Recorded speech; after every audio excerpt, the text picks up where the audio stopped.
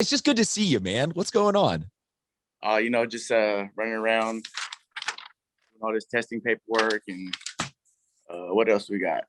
Informed consent paperwork, and there's already a lot of paperwork for football. This year is multiplied by 1,000. Got to figure out how we're going to get to games. You can only put 28 on the bus, so we got to figure out, okay, with a small team like us, is it cost efficient to get 2 buses? Now all these other sports are about to start, so we got to save a little money for them.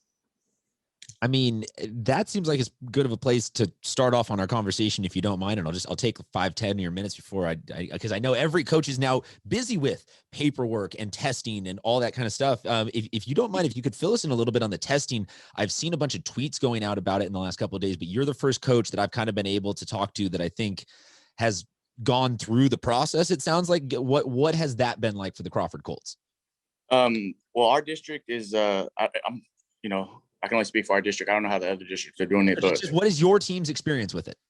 Right now we're still doing the paperwork. Our first test will be next week. So I have everybody. Yesterday they turned in their paperwork. Everybody turned it in. So now we give it to the nurse. The nurse, processes it. We have to go online, schedule tests, and then, the UCSD comes up to the school and they can do it. They said they can do up to 500 an hour. So, we don't have 500. So shouldn't take an hour. You're like, that would be the day. That would be the day. Got 7 and 6 coaches, so shouldn't be that long. It's a good. You've always had a good player to coach ratio, and I will say congratulations on over the pandemic. It feels like your boys have still gotten a lot of looks and a lot of attention. So let's talk some actual football. How does it feel to get this class, not just their offers and opportunities that you have the last couple of months, but to also get a couple of games in with them? Man, it's a great feeling. Like you said, we've been kind of in this whole process of, if military guys know what I'm talking about, we say hurry up and wait. That's pretty much your whole military career. You hurry up to wait. You get up at 4:00 in the morning, be at the motor pool at 5, and nothing happens till 10 a.m. So, it's kind of been like that the whole time. All right, you guys can go to the park and work out. Now you guys can come to the school and work out. Okay, season's going to start here. No. Now it's going to start here. No. Now it's going to start here. So we were actually getting ready to start track season. Like, all right, guys, hey, football's not going to happen. Let's just run track. Hopefully, after track opens, football will start or something. Like just trying to keep a little hope. And then, hey, football's probably going to happen next week all of a sudden. And then it happens. And so now you got to, new protocols. You can't give gear inside. So I got to bring all the gear outside, hand it to them out there. You can't use locker rooms this year. All right. So me as a head coach, I'm just stressing every day of what are they going to forget, and in our, a lot of coaches don't have to worry about this, right? In our neighborhood, you got to think when you're walking from our stadium to where these kids live with almost $1,000 a year on you, how long before somebody realizes that, man, I could take that and sell it. Right. So that's what I'm thinking about as a coach, right? Before the game's at 7 p.m. Kids are going to show up 5:30, just hang out on the field, get taped, warm up, play a game. So happy to be playing. It's going to be a little weird this year.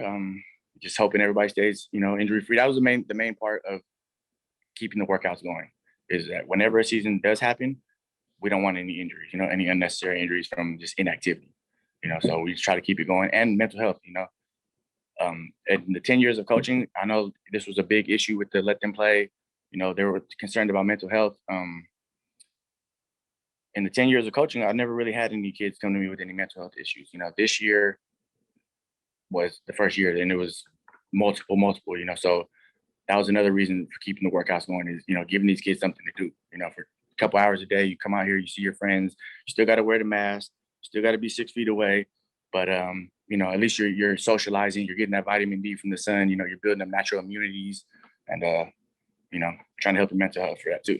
Admittedly, that is a much more serious note than I tend to like to, laugh about it in the beginning of football and whatnot. But I do think that maybe you can specially, or anybody who has been in the service, any Marines, Army, Navy, Air Force, Coast Guard, I don't want to leave anyone that has served in that lifestyle has seen up close, like the importance of needing to talk things out and the importance of needing to confront your demons and your horrors, and not to put these two on the same level. But I think a lot of these kids legitimately are going to need to see ways to help improve their mental health post this. Like, it's not going to be an easy off on switch that it's like, oh my gosh, sports are back. Everybody just gets hit with this wave of life is restored. Like, you know, like Age of Ultron snap, or Thanos snap, like it's over. But it's something where like has to be crazy for you as a coach, getting those calls finally and getting those communications with students. Definitely is. And then it's like, okay, well, it's, you know, I can't really like see you face to face right now. So we have to kind of help you out as much as we can, you know, over the phone or internet or whatever, and or try to call somebody to get some help for you. But, you know, like when they're on campus every day, you know, we have the services here in the schools, you know, so hopefully, you know, we'll be back next month in school. April 12th, I think, is the date. And, you know, I'm going to push for everybody to play some type of sport, you know, like, hey, if the sport that you wanted to play is cutting, come run track. We ain't cutting, you know, like. I was gonna say, there's never been a better time to just amass points at a track meet than getting 5 new discus, shot put, just random events that you don't have filled out. We're just gonna put them out there. Just, okay, I've got 140 kids. Let's go. And just for the normals, you know, as adults, we can still go places. You know, we can get in the car. I can go to Vegas tonight if I want to. For these kids, this is like the only like piece of normalcy they have, you know, is sports, you know, being with their friends, you know. So trying to give them a little bit piece of that, you know. Well, and I'll say underlying, and look, I apologize. We try to talk football. It's what our show does. We go off the rails a little bit. Track has always been one of the most positive environments that I have ever been around in high school sports. It's amazing that you'll see guys like I always think about like Keenan Christian, and just that basically the 100 to 400 comes down to football players sprinting, and then maybe Coy Ellis, and you see them like right after the race, they're just like buddy, and then everyone goes over to clap for someone that's going to go do the long jump. And I'm just like, why don't more people know about how positive and awesome of an uplifting experience this is? Positive vibes at the track meets. You know, that's why I always tell the kids, like, this is like the most chill, like cool sport. You know, everybody does their thing during the year. Then we all form up like Voltron at the end of the year and run track, you know, and everybody's cool. Like after your event, go hang out, go meet some people, you know, go watch another event, you know. I always thought that our analyst, Noah Laxina's kind of just laid back disposition came from concussions, but no, it always was just, he was a track dude. You got 6 games this year, 5 games this year. Schedules are so mixed up. Am I 6? 5 in a scrimmage. 5 and a scrimmage. So I got to ask, what is bigger at this point, the protocol playbook or the actual game playbook? Biggest thing on my mind is that test next week, man. Like, let's get through the test or get to 7. If we get to 7, I might lose 10 pounds in a day, you know? Well, I'm asking also just more for a shortened season anyway. Are you stripping the playbook down a little bit? Are you just not setting those same goals for, hey, here's all I want to install, let's just get something on the books? Yes and no. Okay. I feel like I've stumbled upon a top secret thing, so I don't want to discuss it any further. Sometimes you just got to put things up on the. Can you see that? Yeah, sometimes we got that. And you know, let people see it a little bit, and then take it away. And just marinate and just let it kind of. Ready. You know, offense, it usually takes a couple weeks to get clicking, so there's only 5 games this year. And that's what I'm worried about, is that we're going to legitimately see some kids not get the shine that they would have just because offense does click slower than defense. Yes. But we got playmakers, you know, like these guys, we got some special kids this year. Well, so let's close out then with a little bit of a preview. Give us some of the names to look for this season as people can tune in to catch all your games. You know, we got Abdi Ali, you know, everything. He's like, when I first seen him, you know, I was like, man, this is like Percy Harvin. You know, like I could put him at quarterback. I could put him in the slot. I could put him at outside receiver. He plays defense. He's you know, one of the best return specialists in the county. So, you know, he's a guy that anywhere he's on the field. And to start last year, I had a lot of injuries. We only had like 21 to start the season. So if he was at slot, they knew he's getting the ball over there. If he's in the backfield, they know he's getting the ball over there. Well, now I got his little cousin, right? Hamadi Sharif, number 2. He might be the best player. Oh, I was trying to call me. He might be the best player I ever coached.